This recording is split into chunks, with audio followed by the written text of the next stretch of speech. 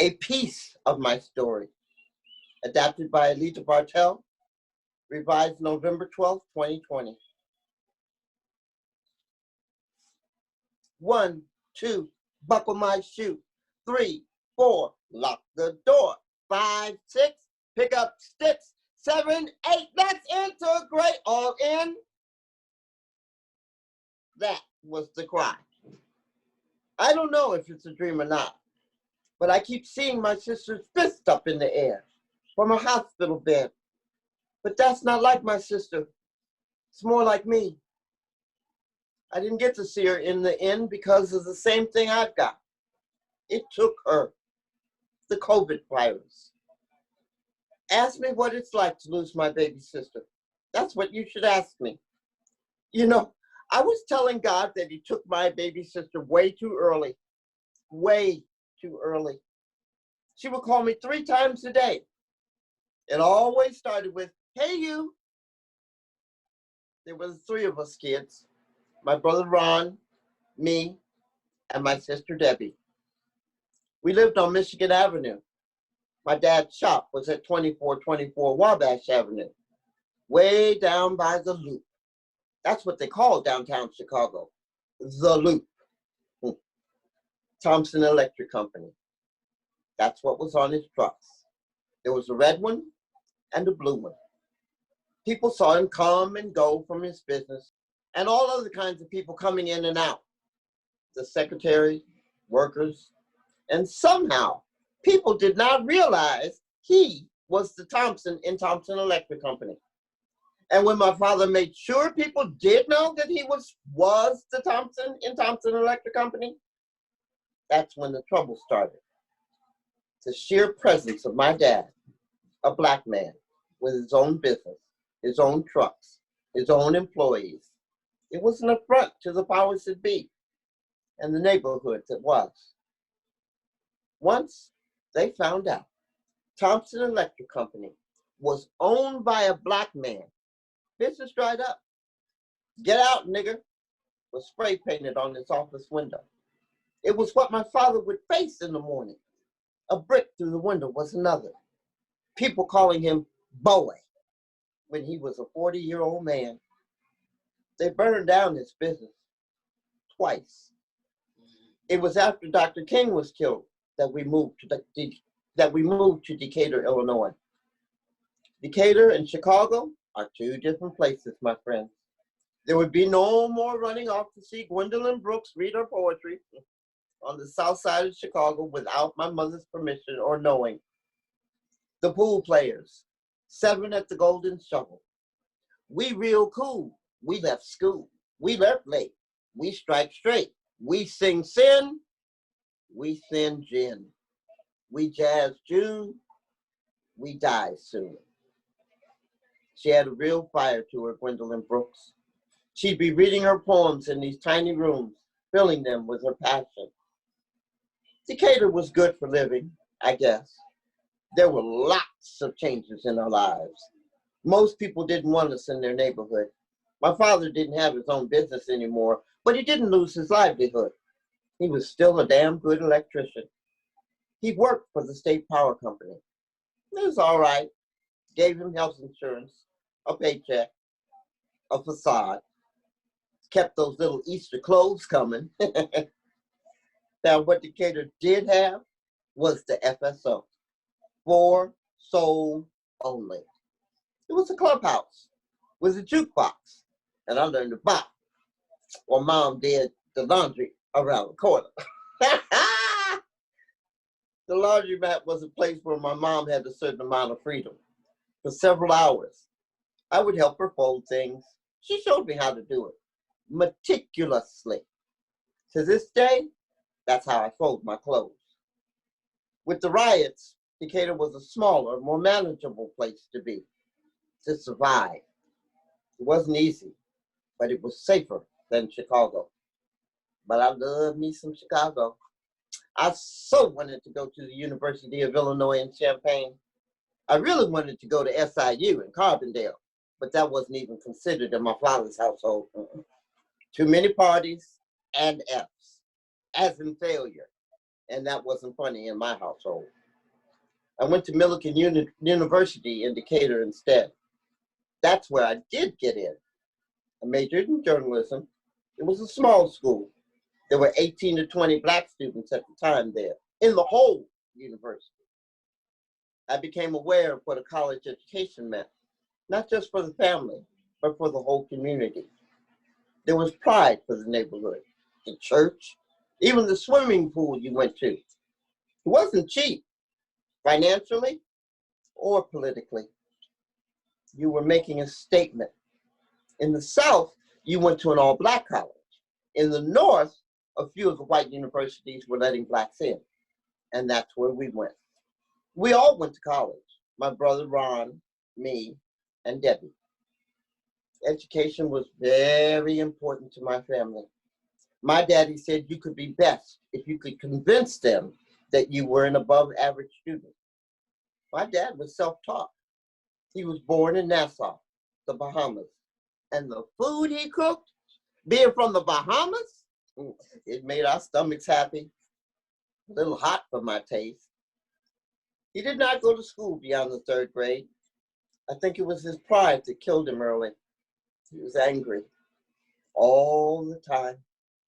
He could have a good time for about 15 minutes, but then he'd get angry again. One night at dinner, after saying grace, my father, without warning, put his hand through the glass table and shouted, "I put the food on the table, not God. I have people kicking my ass every day, but I put food on the table." Those 2 attempts to burn his business in Chicago had been his breaking point. Now, don't get me wrong. My dad played hard, too. I remember that he and Uncle Frank would spend time at the Playboy Club in Chicago, and you had to have a key to get in there. There was prestige in that. Uncle Frank wasn't really my uncle, but that's what we called him. He looked white, but he was black. He came from an interracial marriage. I don't know what went on in there. I just know I wasn't supposed to know. Yeah, right. It didn't make my mother happy, but for a few short hours, it made my dad feel good. At that time, the Playboy Club was like giving a kid a handful of candy. My mom was beautiful, well-spoken, smart, and caring. She was Leanna Combs, and she was to be feared, a different kind of fear than that of my father. I feared my father like you fear the police or an army, but I feared my mother on a daily level, like when I didn't get my homework done. Maybe I should have feared her more. She could be fierce and proud. The whole time growing up, we were taught to speak well and be proud. There was a picture of me when I was 4 or 5 with a sign draped over me for a boycott. We were boycotting the schools, them not teaching Black history as it really was. I was holding my mom's hand as we marched the street on the south side of Chicago. I remember the school shutting down because of the protest. My mom was a registered nurse. She went to school in Kansas City. It wasn't a friendly place, but she met my father there. To her, that made it all worthwhile. Eventually, she moved to Chicago and spent time at various places as a head nurse. That meant she was in charge. I remember my mother's cap. It was white with a black velvet band on it that identified her as a registered nurse. One of the not so nice places that she worked was Cook County Hospital. Discrimination at work was different for my mom than for my dad. For my mom, it was more subtle, not being chosen to be in an operating room or in the emergency room. But I do remember when she was part of a team that separated those Siamese twins. That was a big deal in Chicago and in my house. She was a great cook. Both my parents were. Whether it was a pot of stew, a baked chicken, or meatloaf or some dish from the islands. In spite of working full time, she or my mom's mom, always had dinner ready. It was what my dad expected. The table would be set with a tablecloth, and my dad's place was always set at the head of the table, whether he was there or not. Nobody ever sat in his spot, not even my mother. There were distinct lines in my mother's life: wife, mother, nurse. My dad did the same thing to my mom that was being done to him. He kept her in her place. She was his wife, and she'd better play her role. As a kid, it was personal to watch this played out before me. With the entrance of civil rights into our lives, my parents could tell that things were about to change. But what frightened them was that they didn't know at what cost. I remember because we kept chains on our doors at night. Kids didn't play as easily. We went to school and then came straight home and put the chains up until our parents got home from work. There were good times and bad times, good friends and bad friends, good neighborhoods and bad neighborhoods. When you're Black, you have to make something out of everything, big or small.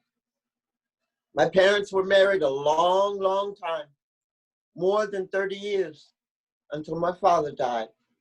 They divorced people and things, but not each other. I've worked in theater for over 40 years. 3 productions that had meaning in my life, an impact on my psyche, were Raisin in the Sun by Lorraine Hansberry, a story about housing in Chicago, and Lordy, what a mess that was. A Trip to Bountiful by Horton Foote, a play about an old woman traveling back to yesterday, and Having Our Say by Emily Mann, the story of the Delaney sisters. Women telling their stories. Older Black women telling their stories. Sisters who'd seen a lot, just like me and Deb. One always mouthing off with her fist in the air, and one who was soft-spoken and always polite. You get to a certain place in life and you just have to speak your mind. It's all that's left to do. That's not quite right. For a Black woman, there's always something else left to do. If it's not at home, it's in the neighborhood, it's at the church or the community center. It goes on and on. The Civil Rights Movement was named in 1954, the year that I was born. I grew up in a period of trials and tribulations. Try this, try that. Me, I just try to write my own damn story. You see, it includes a lot. The hard thing about COVID, whatever you want to call it, is that some things will come up, and then some things I can't remember anything from 15 minutes ago. I don't think I could have gotten where I am without the Lord. Someone right there, patting me on the shoulder. But I sure wouldn't mind someone down here with me saying, hey, you, let me take you and heal you with a salve so you won't hurt anymore. This is just a touch of who I have become and where I am right now. As you can probably tell, my story and all that has happened to me has brought me to this point. Let's see what tomorrow brings.